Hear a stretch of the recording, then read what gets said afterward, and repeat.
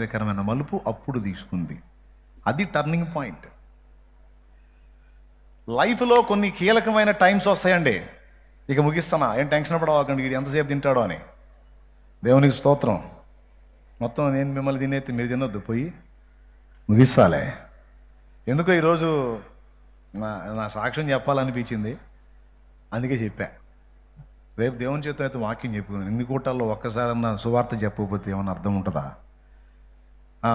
సువార్త అంటే ముందు అసలు నేను ఎందుకు మారానో చెప్పాలి, నాకేం అర్థమై మారానో చెప్పాలి, యేసు ప్రభు నా కోసం ఏం చేశాడో చెప్పాలి. సువార్త నీకు అర్థమైందా? అసలు ప్రభుని నువ్వెందుకు నమ్ముకున్నావో ఇతరులకు సాక్ష్యమే. ప్రభు నీ కొరకు చేసిన ఏదో సాక్ష్యమే. నువ్వేం ప్రసంగ శాస్త్రాలు చదవాల్సిన అవసరంలా, లేకపోతే ఒక 60 సంవత్సరాలు నువ్వేం బైబిల్ ట్రైనింగ్ చేయాల్సిన అవసరంలా. చక్కగా నీకు తెలిసినంత వరకు అసలు నువ్వెలా మారావో, నీ జీవితంలో ప్రభు నీకు ఎట్టి కార్యములు చేశానో అవన్నీ ఇతరులతో పంచుకో. నీ సాక్ష్యమే అనేకుల్ని కదిలించిద్ది, అంతే.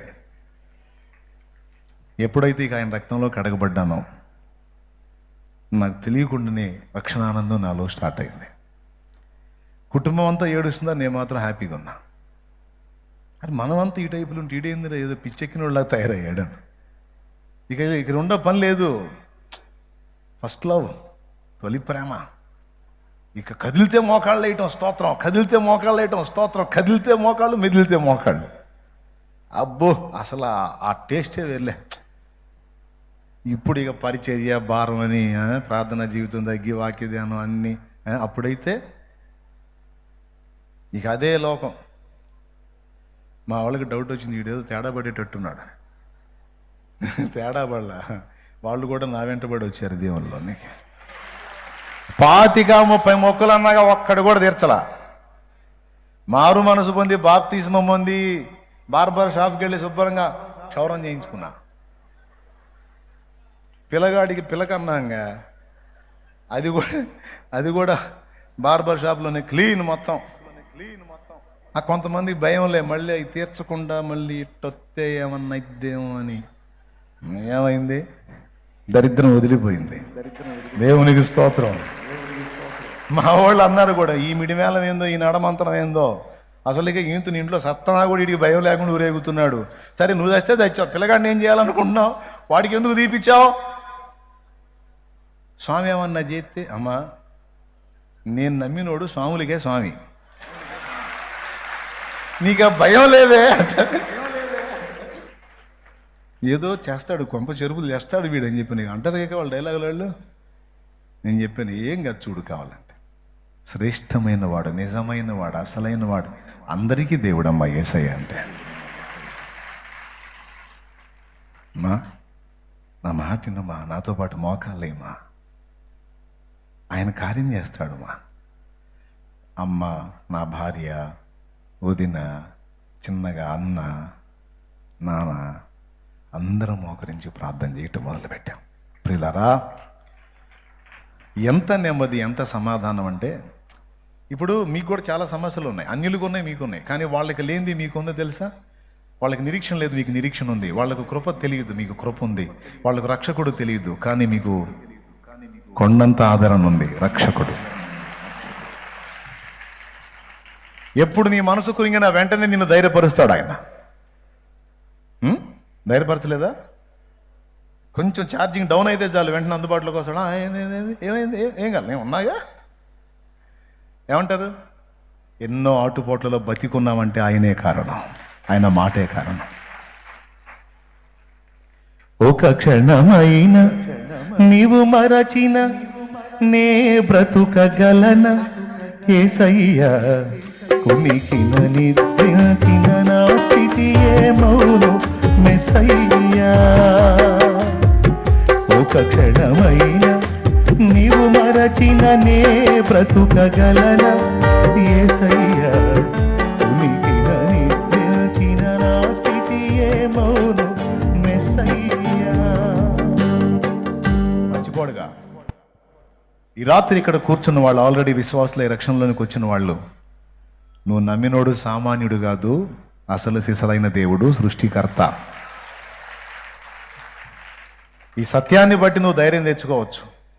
నా దేవుడు నిజమైన దేవుడు. నిజమైన దేవుడు, చూచుచున్న దేవుడు, వింటున్న దేవుడు, చేతులు కాళ్ళు పనిచేస్తున్న దేవుడు, కళ్ళు నోరు చెవులు పనిచేస్తున్న దేవుడు. నీ స్థితిని, నీ ప్రార్థనని తగిన కాలం ముందు నువ్వు అడిగిన దానికంటే, ఊహించిన దానికంటే అధికమైన కార్యాలు ఆయన చేసి అప్పుడు మాట్లాడతాడు నీతో. ఓ తెగ ఫీల్ అయ్యావుగా, నాతో కూడా అంతే మాట్లాడాడు. రక్షణ పొందకముందు ఒక గోల, రక్షణ పొందినాక కొన్ని శ్రమలు వస్తాయిగా. వచ్చినప్పుడు ఎందుకు ప్రభు నన్ను బతకనిచ్చా, బాప్తీసం తీసుకున్న తర్వాత అప్పుడే గాజీ అయిపోయావా, ఎందుకు నాయన నాకు ఈ బాధలు, ఈ కష్టాలు ఏంది నాయన, ఈ సమస్యలు ఏంది నాయన అని అడిగితే ఆయన ఏం మాట్లాడలా. ఎందుకంటే ఆన్సర్ ఇచ్చి మాట్లాడతాడు. నేనేమన్నా వ్యాపారం దీవించవాయా అన్నా, సరైన మార్గం చూపించవాయా, అప్పుల్లోంచి బయటపడేది జస్ట్ చిన్న పనేగా నేను చెప్పింది. ఏందా నువ్వు ప్రాణమే పెట్టానంటావు, పెద్ద పెద్ద మాటలు మాట్లాడదు, చిన్న సమస్యలు డీల్ చేయలేవు. మీరు అంటున్నారు కదా చిన్న చిన్న ఉద్యోగం, నేనేం అడిగాను, ఉద్యోగమే కదా అడిగింది. నేనేం అడిగాను, పిల్లనేగా, పిల్లగాడినేగా నేను అడిగాను. నేనేమన్నా ఒక పెళ్ళేగా చేయమంటున్నాను. ఏమండి, నేనేం అడిగాను, ఇంత మాత్రం కూడా చేయకుండా ఏందా అన్న. నేను కూడా అలానే, నిజంగా నేను అడిగిన ప్రకారం ఆయన కానీ ఆ బిజినెస్ని దీవించి దానిలోనే నన్ను స్థిరపరిచినట్టయితే బ్రిక్స్ రాయిలు పేర్చుకొని కూర్చునేవాడిని. పావులబేడ సంపాదించేవాడు కాదని ఎటుపక్క చూసిన నిర్జీవమైన రాళ్ళు కుప్పలు కుప్పలు మండలు కనపడుతుండే. ఎంచుకున్న వ్యాపారం వదిలే, బ్రిక్స్ కంపెనీ. ఒరే ఉండరా, నీకంతా దడే, ఆగురా, కాస్త ఓర్చుకోరా బాబా, నువ్వు కాస్త అనుభవాలు పొందాలరా, ఈ ఎగచాట్లు నీకు కొన్ని అనుభవాలురా, వీటి తర్వాత గొప్ప పని ఉందిరా, ఆగురా. అల్పమైన వాటిని ఆశించును నా హృదయం, అధికమైన వేళ్లను దాచును నీ మంచితనం.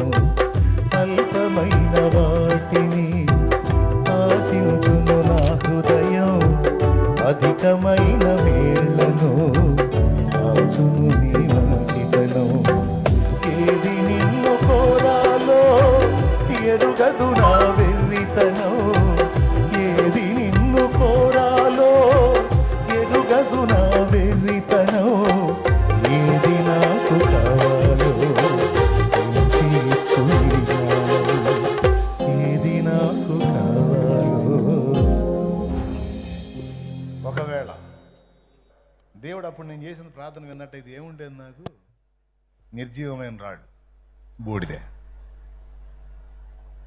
అదే కొంచెం ఓర్చుకొని ఆయన కోసం కనిపెట్టుకున్నందుకు ఇప్పుడు చూడండి ఎన్ని సజీవరాళ్ళు. ఈ సజీవరాళ్లతో ఏమి సాటి వచ్చింది ఈ లోకంలో? మన తపనంతా అంతే బ్రదరు. ఆయన ఏం పెద్ద ప్లాన్లు వేసుకొని ఉంటాడు మన మీద, మందంతా కరేపాకు వ్యవహారం. అర్థమైందా? మందంతా కరేపాకు వ్యవహారమే.